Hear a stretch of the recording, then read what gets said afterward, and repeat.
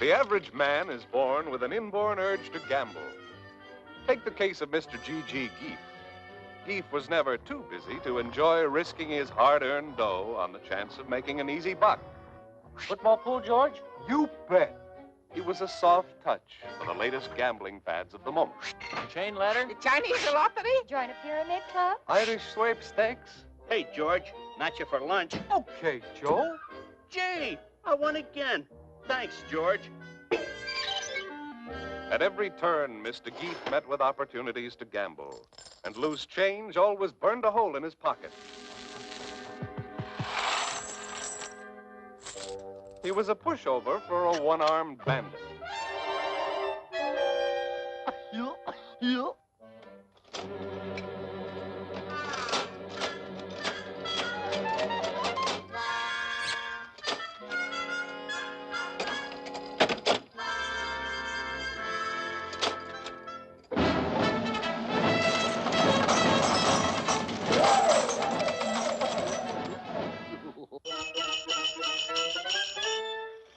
However, the average gambling man is not easily discouraged.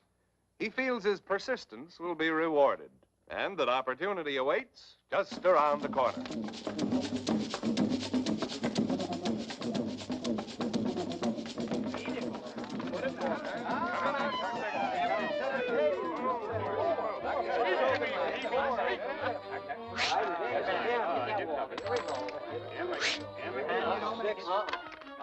Seven. Come to Pappy. Eight from the gator. Yeah, be nice, Dice. Come there. Sure, Dice. Mr. Geef knows that when Lady Luck gives him the sign and the dice are hot, then is the time to back it up with the old sock. Paid me. You're paying it.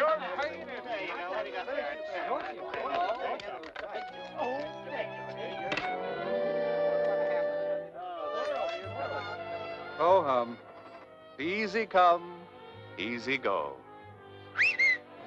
Taxi! Mr. Geef is nobody's fool. Therefore, his winnings are always deposited in sound business investments. There they go.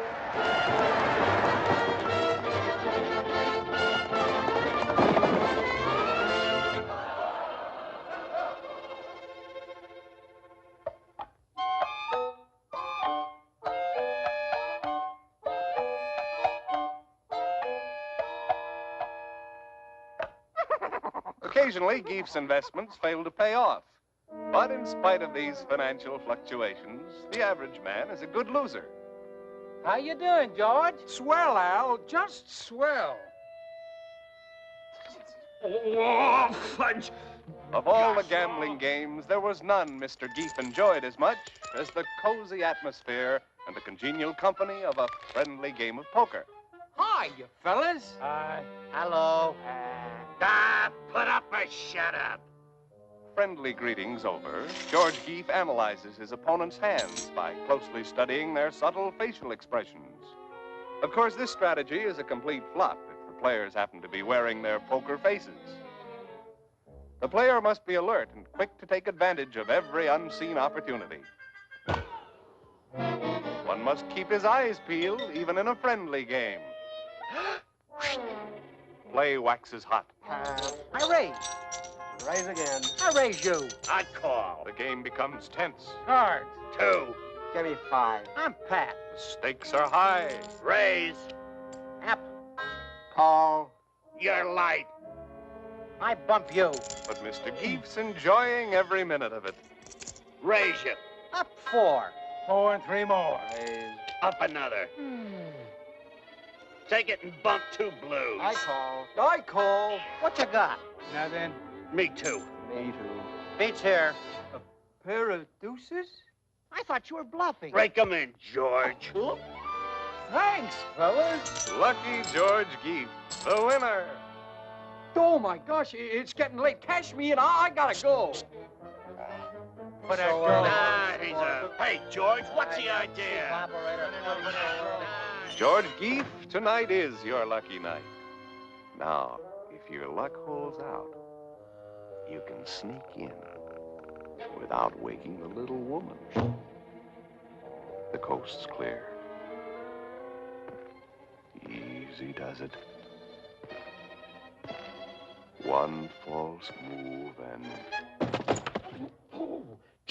George! What do you mean coming home at this hour? Take that! What'll the neighbors think? Sick friend fooey. You've been gambling, that's what. I work and save and you just throw your money away. Think of all the bills we owe. Why, George, honey, you won. Uh-huh. Took the boys to the cleaners. Oh, how nice. Now I can get that cute hat, new dress, shoes, pay for the hall, new stove, fur coat. Take a trip. Far away. Easy come, easy go.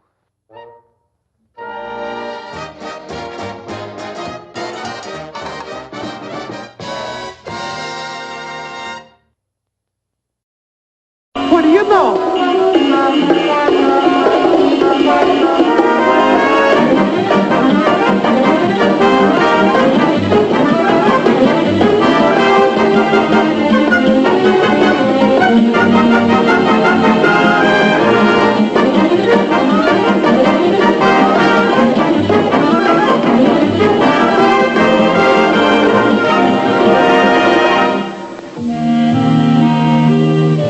With increasing frequency, new sections of freeway are being opened around the world, and the motorist has come to depend upon them more each year. They may be called throughways, or expressways, or parkways, or motorways, as well as freeways. But they are all the same to the hundreds of thousands of drivers who now use them. However, the freeways are a world to themselves. They have their own practical driving rules, and they have their own special kinds of problems, usually caused by motorists who ignore these rules. We have all seen such types, specimens like those we call Driverius timidicus, the timid soul, and Neglectorus maximus, the careless, seemingly unconscious driver. And most of us have had a brush with Motoramus fidgetus, the impatient, discourteous motorist. What's the matter up there? Move it, come on, move it. With bad driving habits and techniques, cause accidents and tie-ups that are dangerous and time-consuming for everyone. But there are other freeway problems too, and they often start right here, off the freeway. Of course, there is a certain type of motorist usually involved. There he is now, a nice enough fellow, but the type who never takes care of things. He never seems to learn. So let's call him Stupidicus ultimus. Ha! What a worrywart. Look at the old fuss budget. He is often rather contemptuous of anyone who takes such simple precautions as walking around the car for a look at the tires.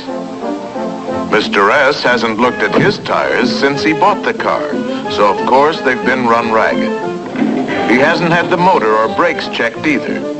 If the car runs, he simply drives it off without a thought. Stupidicus just doesn't realize that on the freeway the demands on every part of his car are much greater. A slick, threadbare tire is usually the first thing to go. Uh-oh, there goes my tire. Of course, this can cause Stupidicus to lose control of his car. But if it doesn't, that worn-out tire suddenly becomes very precious to him, and he will actually stop quickly in a traffic lane. Of course, this is the worst thing he could possibly do, and just for a tire that was almost certainly ruined anyway. On the freeway, seemingly minor things, unusual little noises or vibrations, should not be ignored. A carelessly tightened wheel working loose, a rising temperature gauge, a rattling hood latch slightly damaged in a parking mishap, can mean real trouble at freeway speeds.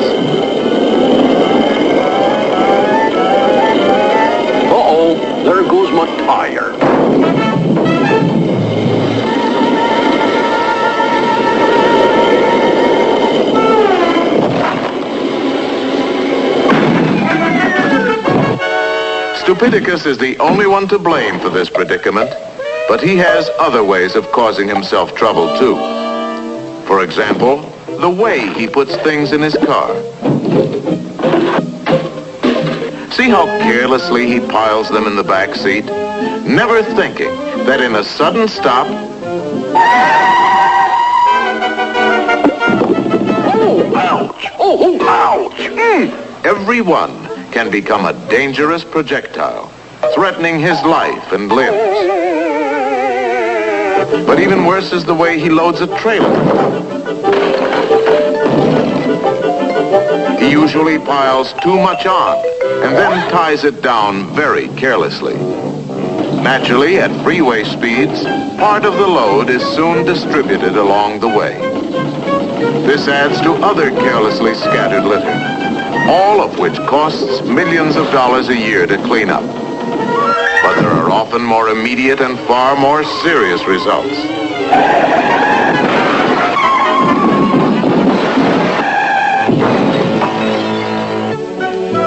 Another cause of trouble for Stupidicus is his unreasoning belief that it is most economical to buy just enough gasoline for immediate needs.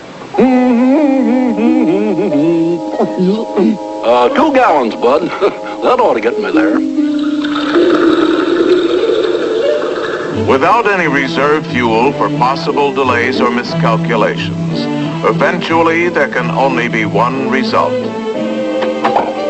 Uh-oh, I'm out of gas. Doggone gas gauge must be busted. Of course, Stupidicus does sometimes manage to get his car safely out of the traffic lanes after a breakdown. But even then, he often lives up to his name by getting out on the wrong side.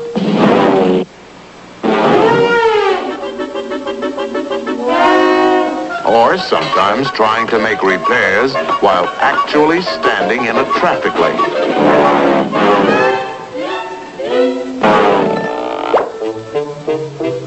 Sometimes he will even bet his life in a foot race from the center divider to the side.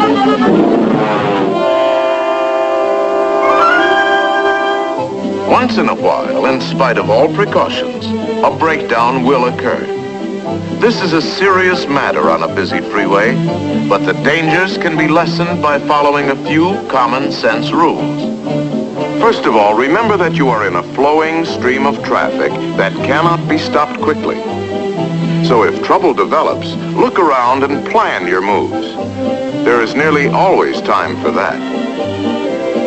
Next, be sure to give clear signals of your intention before doing anything. Now move carefully but firmly to the side. The outside, preferably, if it can be made safely and in time. Almost any driver will be courteous enough to drop back if he realizes you're in trouble.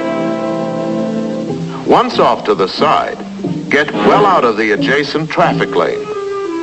Get out of your car only if it can be done safely. And even then, stay as far from the moving cars as you can. If it can be done safely, a raised hood is a rather universally recognized distress signal. But warning devices, such as flares or reflectors, should be carried also. 3 or 4 in a bundle secured under the front seat.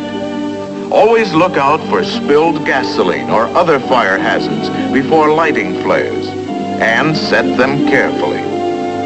Set at least one about 50 paces back on the edge of the road, even a bit farther if stopped over a hill or around a curve. Another near the car is recommended, and any such devices are especially vital at night. It's easy to see that good mechanical condition is essential, but there is something else equally as important: the driver. Aside from his car, the condition of the driver, mentally and physically, is vital too. For example, he will put in a hard day's work at the office, getting ready to leave on a vacation. Maybe even attend a little farewell party. Happy vacation. Well, have a good time. Oh, bye. See you in 2 weeks. and start out at the end of the day, planning to drive 300 or 400 miles without a stop. Inevitably, fatigue sets in, but Stupidicus keeps going because he doesn't realize the danger. Let us pause and see what he's up against if he has to stop suddenly. Remember that for a driver to see something, decide what to do, and then take action usually takes from 3/4 to a full second. Brakes are applied only after that time. When fatigued, a driver may take 2 or 3 times as long before using his brakes. Of course, alcohol can make this problem even worse. But in addition, an intoxicated driver, confronted by an emergency, will often use very poor judgment and take unnecessary chances.